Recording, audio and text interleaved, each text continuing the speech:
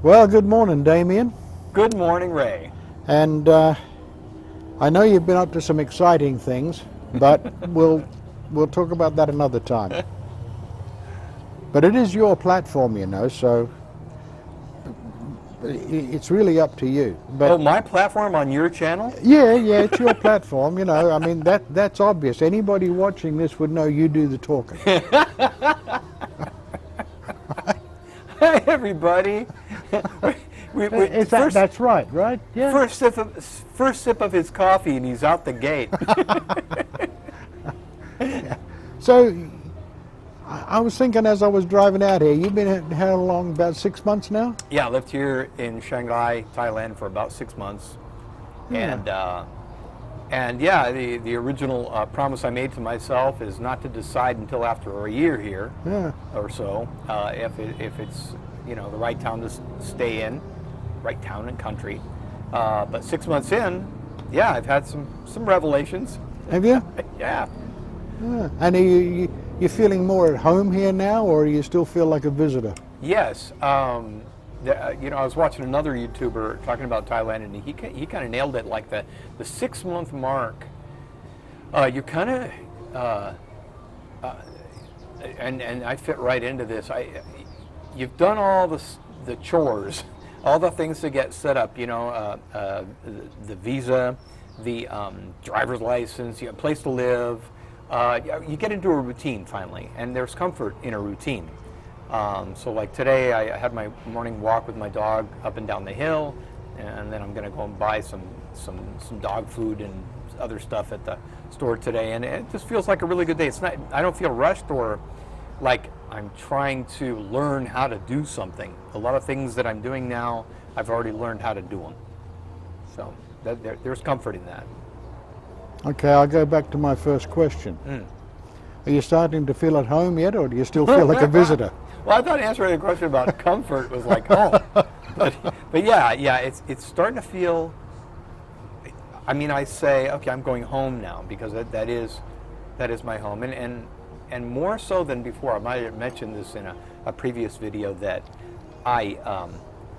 people have asked me, oh, are you coming back to the United States? But it's kind of like a Copernican shift where I look at it now like, well, would I move to the United States?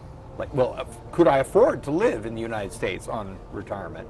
And it's looking less and less like something I want to do. It's not. It doesn't hold as much, and so you know me. I put together a list.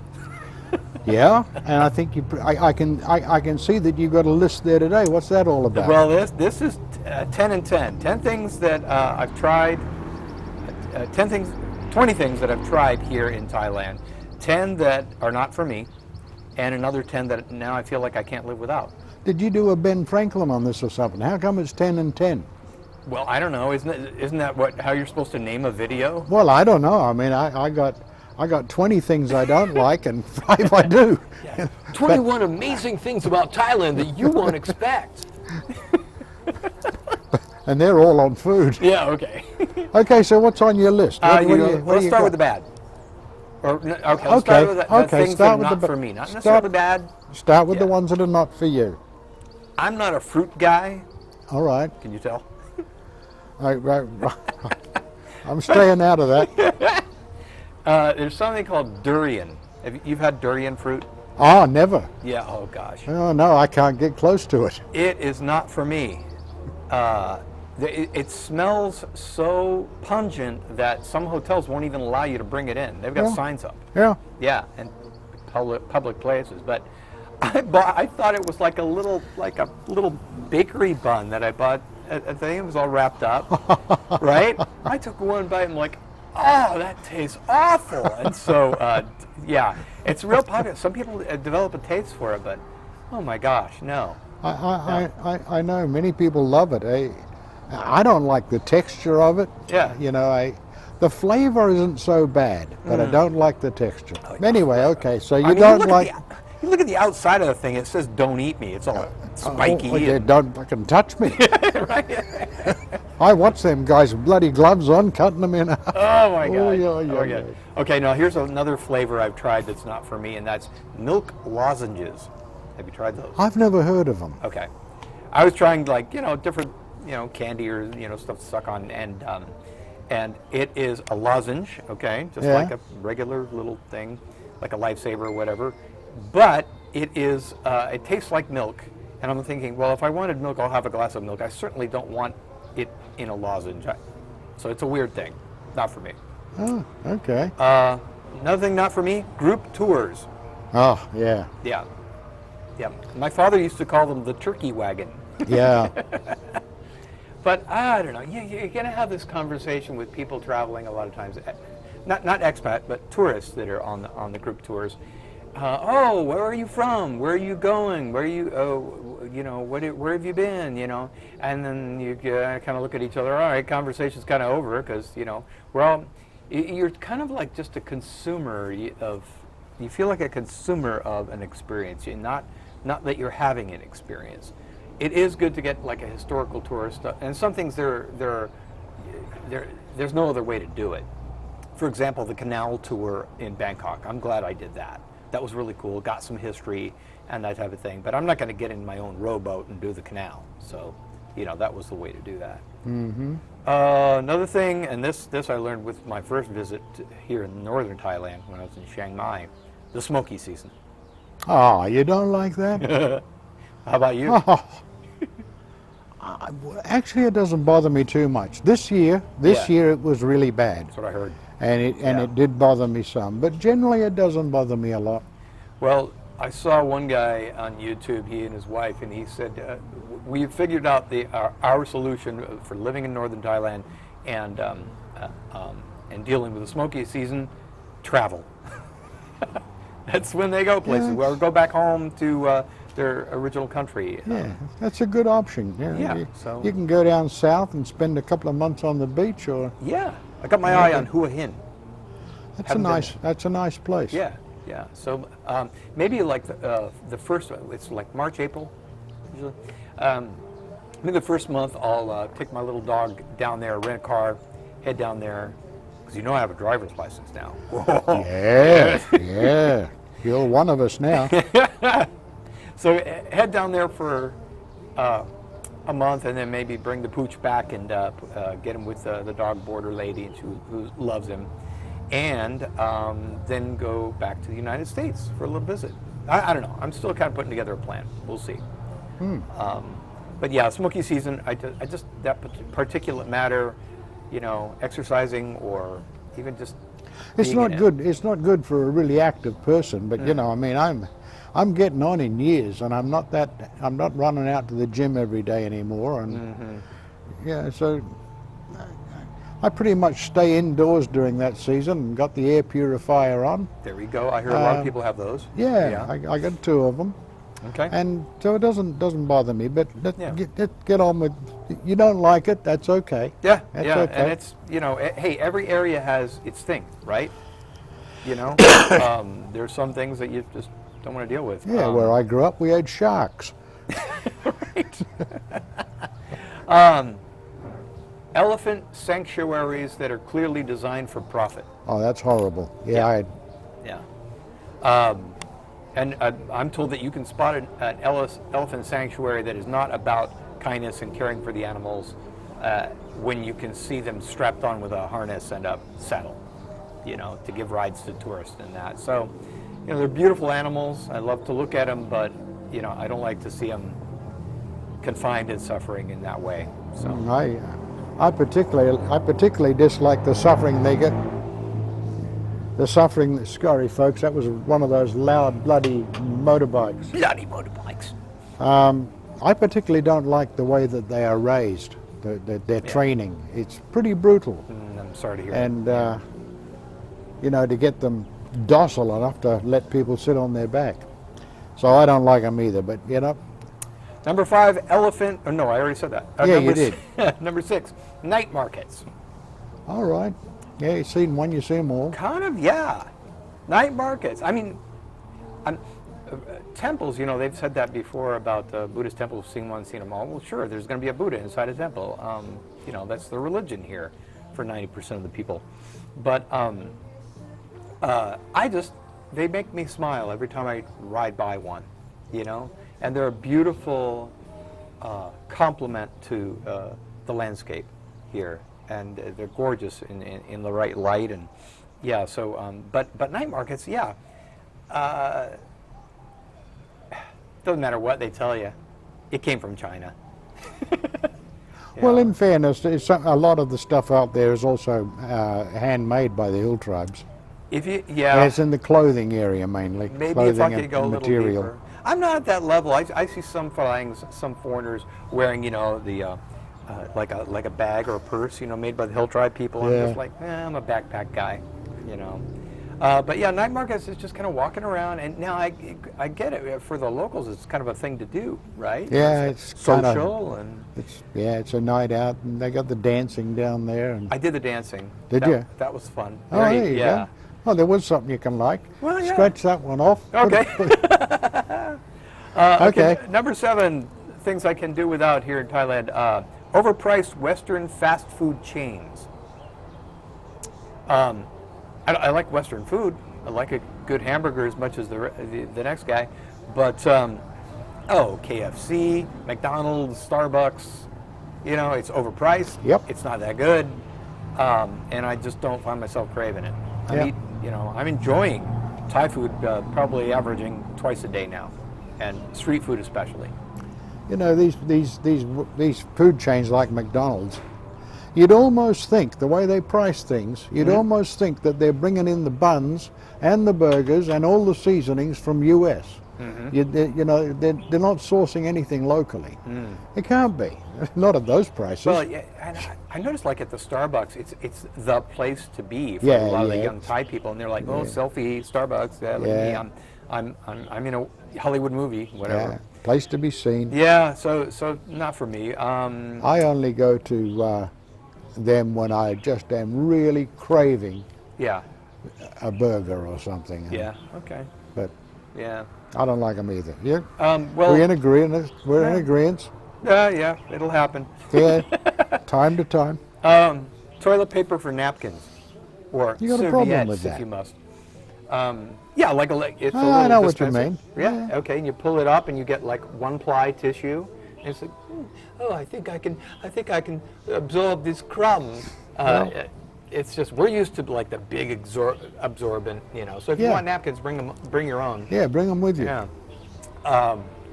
Number 9, I would say overly sweetened smoothies. Well, I've never had a smoothie, but I know they have a tendency to sweeten things a lot. So. Well, if you want to have like a pineapple smoothie sometime, it's like you can't even taste it because they put so much, and it's not sugar, it's simple syrup they're putting in, which is a high fructose corn syrup. Yeah, if they're not careful, they're going to end up like the U.S. and everybody's, got a few more pounds. But they like their sweets here, don't they? They do. Yeah, I do too. But it's like even when you stop and buy grilled pork, sometimes it's so damn sweet it's ridiculous. I've had dishes like that before where it's like you get to know the restaurants, like, well, they make it sweet here, so ask for it. Not so sweet, and you can. Thai pop music. Can you hear it? I don't know. I don't hear. It's in Thai, so I don't know. I don't know the lyrics, but I know the lyrics. Girl, it's true. Oh, you broke my heart. Blah blah blah. I'm sorry, it's not the Beatles. It's not really great creative stuff, and I kind of know where it's going musically. I know how that chord's going to resolve as a musician. It doesn't have much for me, but they love it here. So I am actually going to do a video on a subject that includes that. Oh, really? Yeah, because there's no creativity in Thailand, really. Oh, come on. No, there's not. Are you talking about music? Not just music. Oh. Most of the artwork you see, there's very few people that do it. Not a lot of people. Okay. But in the past, there was a lot of creativity, and it seems to have got. And anyway, get on with your. Well, and we might say that about a lot of countries. Are we just being old codgers here? Kids these days. No, not at all. Not at all. It's just the way it is. Well, that's the 10 things that are not for me. Okay. And now let's. Well, thank move on. God we're through them. Yeah, let's move ahead to some positive. To 10 things that I've gotten here in Thailand that I feel like I can't live without. Foot massages. Foot massages, okay. Oh my gosh. And It's like I said in a previous video with you, Ray, there's nothing wrong with your day here in Thailand that an $8 1 hour foot massage won't fix. And you know, full body massage, the Thai massage, if you can take that. Yeah, it's tough. You know, it is. But I mean, look for the older lady who has strong hands. And boy, she's going to sit you straight in many ways. So the Many ways? no, I didn't mean it like that. Not that kind of massage, Ray. Oh, okay. Okay. Sorry. Get your mind out of the gutter. Sorry. Number 2. This guy's hard to work with, I'll tell you. Number 2. Number 2, Thai food delivery. Once the grab service that delivers food on a motorbike for what? 35 baht to my house, so like $1, right? Something like that, yeah. And I'm probably going to tip him as well because he came up my hill. But that is fantastic. Oh, and I'll often, if I'm ordering lunch, I'll order the dinner too and just put it in the fridge. I think it's equal to or cheaper than cooking myself sometimes. Oh, I think it would be. And I'm absolutely spoiled with it because, yeah, I enjoy Thai meals. And you get Western food as well. You can have a pizza delivered. Yeah. Going to be more expensive. But, yeah, delivered Thai food, man, I don't know if I can go back.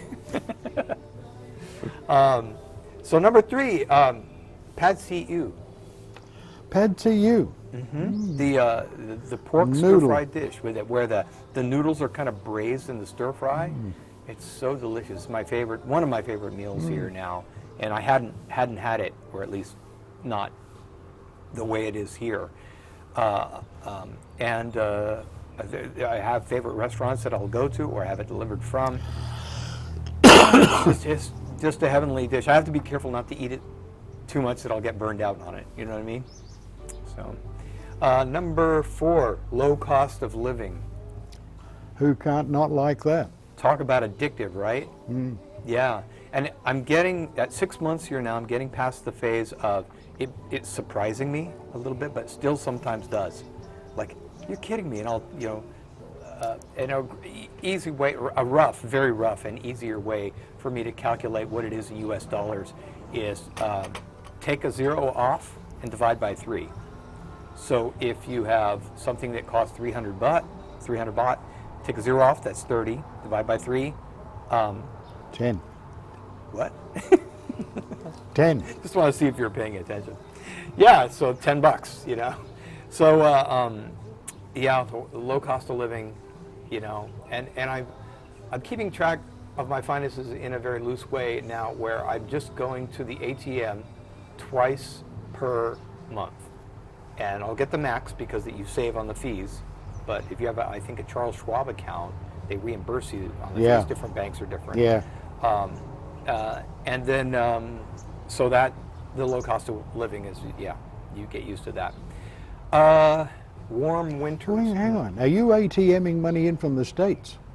I am, but the 2 things to be aware of with a Charles Schwab account. It's the checking account. You have to have the investment account and the checking. But you just get to the checking account is they will reimburse your I think it's 220 baht fee at most banks like Bangkok Bank. Yeah. They reimburse it on the other end. Yeah. And their exchange rate is very reasonable. Okay. But I mean, there's other ways to get money in. But I have a Thai bank account. I just don't touch it. Okay. That's all right. I was just curious. Yeah, sure. So number 5, warm winters. We're just starting it, aren't we? Yeah. Yeah. So would you call it winter now? We're in like late October. Yeah, well, end of the rainy season. We're coming into winter. Yeah. The Thai winter. It'll get a bit cooler than this, but yeah, it's lovely. Oh, it's great. And so yeah, just back in Reno, Nevada, I was experiencing a lot of cold frost, you know, long winters sometimes that were just like, oh, you're shoveling snow again. And I was getting old. And, you know, the older we get, doesn't cold bite you a little harder? Or, I don't know if you'd know, because being here. Well, I've lived in colder places. Yeah. Yeah. I honestly don't know. I didn't feel the cold at all when I got here. I used to sleep with no blankets, no sheets, nothing. Sure. Yeah. But this last few years, I've been kind of pulling the blanket up a bit. Oh. So I don't know if it's me acclimatizing or whether it's age getting to me. And, Little of both, maybe. I don't know. It is what it is. Another number 6 of what I can't live with, or the things I've gotten in Thailand that I can't live without: people smiling. Oh my gosh! To have a smile returned in almost all instances, Yeah. it's good for you. Yeah. It just makes my heart sing. Kids that will smile. Yep. And are taught, from a young age just to be joyful. It's really, really great. And if you're, I'm genuinely a happy person. My parents told me I was a happy baby. And I think you're a happy person too. Yeah. Despite, some of I know. some of what you tell me. I know, despite all that shit. Yep. Yep. But yeah, to have that happiness returned, it just magnifies it for me. So yeah, I'm really digging that. When I go back and visit the States, maybe I'll look a little odd because I'll be smiling everywhere I go. They'll think I'm high or something. I have to make a comment on that happy person stuff, because I honestly can't say that I was a happy person before I got to Thailand. Really? Yeah. Yeah. I was never really satisfied. Not happy at all. Not happy at all. So No, not in the respect that, you're jumping with glee. did you bring an invisible suitcase with you? Well, I might have, but I've emptied it since. I've given it all to Goodwill. By invisible suitcase, we're talking about the baggage that people bring Well, with them when they become an expat somewhere. yeah. And it's like, sometimes there's that happy, joyful person that's wanting to get out. Just riding here today, coming down the hill on my motorbike, I'm smiling. I Yeah. catch myself smiling. And then you see other people doing it, and it magnifies. And it's kind of exponential in the way that it just kind of works on you. So I welcome the effect it's having on me now and in the future. And it'll be interesting to see the kind of person I am after 12 months here. Yeah, I can't wait. Okay, another thing that I feel like I can't. It's like a joke grenade, just kind of exploded in my head. Another thing that I feel like I can't live without now is green, diverse, natural beauty. Look all around us. I mean, if we swiveled the camera right now, you would see nothing but green. Yep. And where I'm from, the high desert, there's a lot of brown, a lot of desert, a lot of not sand, but dirt and sagebrush, and seen one pine tree, seen them all up in the mall. So yeah, it's a greener world, and I'm really, it makes me happy just to look out at the landscape. So if you're moving here and you really want to enjoy that on a daily basis, I recommend getting home with a view.